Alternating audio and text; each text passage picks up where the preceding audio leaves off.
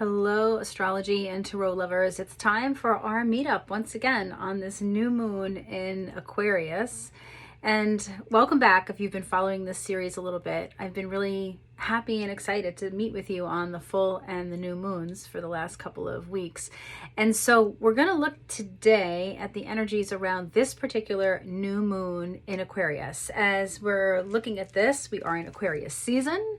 And so the energy around Aquarius, which is an air sign, is that it is a time for us. It can be, if you feel like you want to connect to the idea of how that energy might inspire us, right? That's really what astrology is in many ways, at least the way I work with it, is meant to do. It's meant to inspire us, right? It's not supposed to frighten us. It's not supposed to spook us. And it's not supposed to put us in little boxes and pathologize us. It's about liberating ourselves, right? So, but these are energy systems. These are energies we're looking at. So the energy of Aquarius, right? It's a sign, it's an archetype, it's a symbol, the water bearer, even though it's an air sign. A little confusing, right? Don't be confused. Don't let them confuse you. It doesn't have to be confusing. It is very complicated and complex, but astrology can be a lot of fun as well, which is, I love it. Because I love it as a system where we can talk about how we're feeling, what we're moving through. And while it is complex, and it can be as complex as you want it to be, because it's an ancient system and there's so much to learn and know, start where you are, right? If you're a budding astrology student and you just like the idea of being able to work with the moon cycles or understand where the placements are in your chart so that as transits are moving through, planets are crossing over our own charts, our natal charts, right? So let's get back though to this particular new moon. So we've talked a little bit on this series about the significance of the new moon, where it's a time for us to go deep, go internal, right? And it's a beautiful time. It's a time to really think about what it is that we want to create, okay? And with the energy of Aquarius being present, you can think about Aquarius as an innovative archetype. It's feeling and thinking. Well, thinking, I guess we'd say, because it's an air sign. So you want to think about how the mental realm supports that idea of innovation. Okay. So whatever it is that you're looking to create, it can, and Aquarius, it's innovative, right? So it likes new stuff. So this could be you creating new ways of, thinking. It can be like reevaluating how you see the world. That can be an opportunity for you too. Remember, new moons are the beginning of a cycle. Okay, so it's about starting to bring something into fruition, but at the very seedling level, like it's teensy tiny little seeds of inspiration or germination. But keep in mind that the force is strong with those seeds, right? I mean, in the wintertime when the land is dormant, it's not dead, it's just dormant, okay? So think about how you want to bring into life something that is perhaps been sleeping for a little while, or that you want to nourish and nurture as it sleeps, right? It may not be something that you're going to awaken right away, but you could be planting the seeds for something that's coming down the line. And Aquarius is really concerned with the greater good, not so much on an individual level, right? So it's not so individualistic. It's more, it's macro versus micro. So these systems that you might be thinking to get going could have something to do with the greater good. It could have something to do with the larger fabric of the world. Okay, I don't know what that might be for you, but it's something to play with. It's something to dance with, consider, entertain, right? And make it yours. Whatever it is, make it yours. And so let's just take a moment as we do on this little series. We're just going to close our eyes if you can. Okay, as long as you're in a safe space to close your eyes. Close your eyes. Take a nice deep breath. There's nothing you need to do. There's nothing you need to change.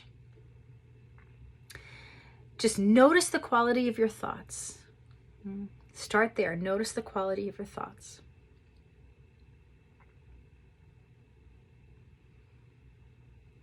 And we're going to slow our breath down a little bit. Okay, so I'm going to invite you to take an inhale 3 beats and an exhale 5 beats. Okay, so let's inhale 1, 2, 3, and now let's exhale 1, 2, 3, 4, 5. Complete exhale. Inhale 1, 2, 3. Exhale 1, 2, 3, 4, 5. A few more rounds. Inhale 1, 2, 3. Exhale 1, 2, 3, 4, 5. Inhale 1, 2, 3. Exhale 1, 2, 3, 4, 5. Inhale 1, 2, 3. Exhale 1, 2, 3, 4, 5. You doing with me? Inhale 1, 2, 3. Exhale 1, 2, 3, 4, 5. A few more. Inhale 1, 2, 3. Exhale 1, 2, 3, 4, 5. Inhale 1, 2, 3. Exhale 1, 2, 3, 4, 5. Last one. Inhale 1, 2, 3. Exhale 1, 2, 3, 4, 5. Back to the room, wherever you are.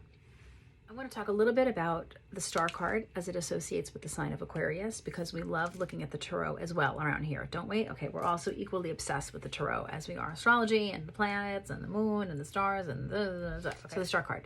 The star card is one of the major arcana cards in the tarot. I want to talk about the idea of the star card for a moment. The star card is a card of healing, okay? It's a card of coming back into yourself after a period of difficulty, a period of trials and tribulations, perhaps, okay? Or even just growing pains. It may not have been a big moment that drew you into this place of healing. It may have been though. But there's also plenty of room for just the day-to-day small growing pains, okay? And just a little bit of I just want to contrast the card with the cards that come after it, which is the moon and the sun card. The moon card, okay, is a time where we are not knowing what's going on and we're not happy about it generally, all right? But the moon is insistent that trust the process, okay? As frustrating as that may be. And the sun card, which is about being seen, and it's forward action, okay? Now, it's not always easy to be seen, right? Because some of us don't want to be seen because it's about being vulnerable, okay? So there's no card in the tarot that is all good or all bad, okay? That just doesn't exist. Things on the Richter scale, all right, that indicate that, you know, even a good card like the sun card, and it's not that it's not a good card, it's a good card, but they're all good cards, okay? But even with the sun, it means coming forward and being vulnerable. So how does that feel for you? Can feel a little sticky too, okay? So anyway, coming back to the star, you notice the difference is that we have the sun, we have the moon, okay? And then we have the star, and the star is part of a constellation. You see, there's a team awesome over here going on, all right? It's not about operating in a bubble. It's about being connected. And what I love about how this connects to Aquarius is that Aquarius is about being connected. Okay, Aquarius is about the greater constellation. All right, so little pro tip there as we connect the tarot and the star card, and astrology and Aquarius. And if you're interested in learning more about the star card, you can check out my podcast, Urban Siren, Tarot for Modern Mermaids and Mystics. And I have an episode all about, you guessed it, believe it or not, the full moon in Aquarius. And I'll put the link in the show notes so you can check that out. Let's draw a card, okay? Let's go ahead and draw a card for this new moon. What does the deck have in store for us? I'm gonna shuffle these up and let's pick a card. And then we'll read it with regard to, we had a jumper, kids. Did you see that? Did you see the jumper? Oh yeah. Okay, this card wanted to come out for us. And it's what do we have here? The Seven of Pentacles. The Seven of Pentacles would like us to very much consider what it is that we have built to date. I love this for the new moon.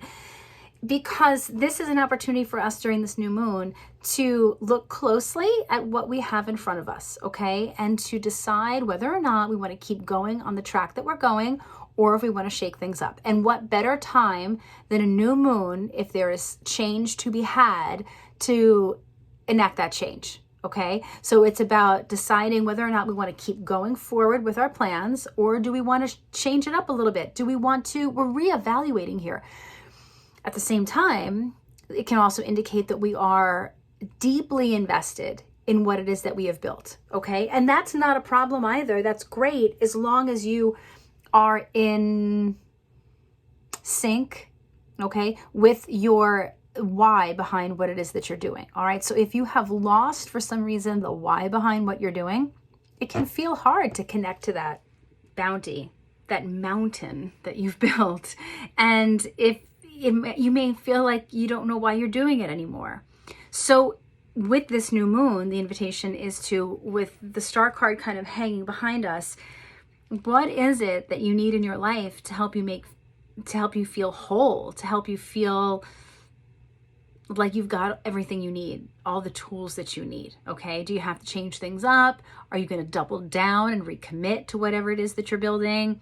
But it is time to just look and see where we are.